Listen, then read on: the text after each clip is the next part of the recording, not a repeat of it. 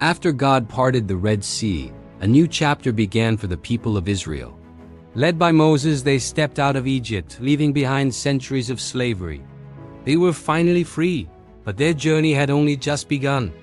Imagine thousands of people, an entire nation, trekking through a vast, scorching desert. The sun was relentless, beating down on the hot sand. At night, the desert cold would creep in, a stark reminder of their vulnerability. They were free, but they were also afraid.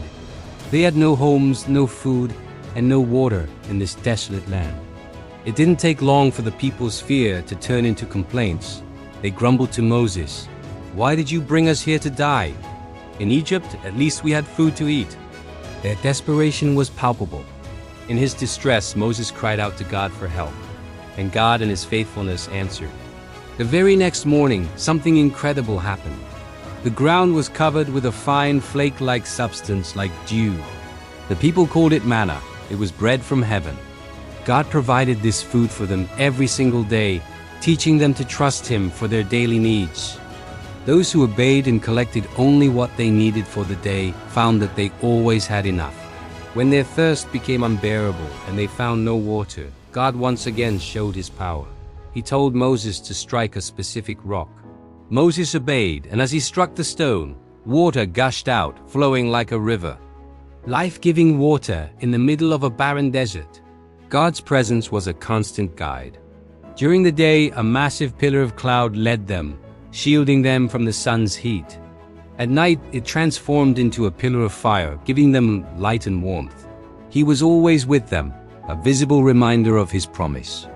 But even with these daily miracles, the people's hearts were restless. They struggled with fear and doubt. They began to forget the incredible parting of the Red Sea.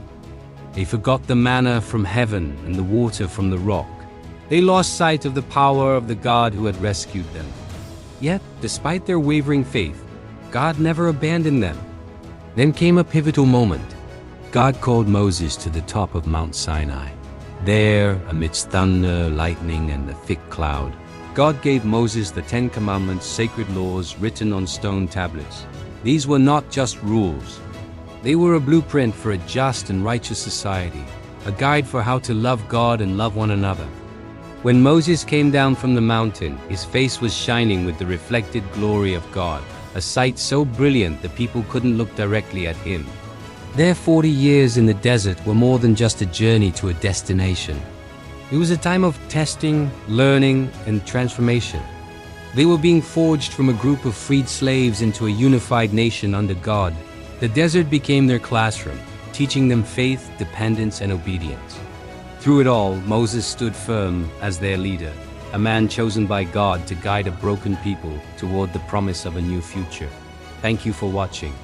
If this story inspires you, please like, share, and subscribe for more content like this.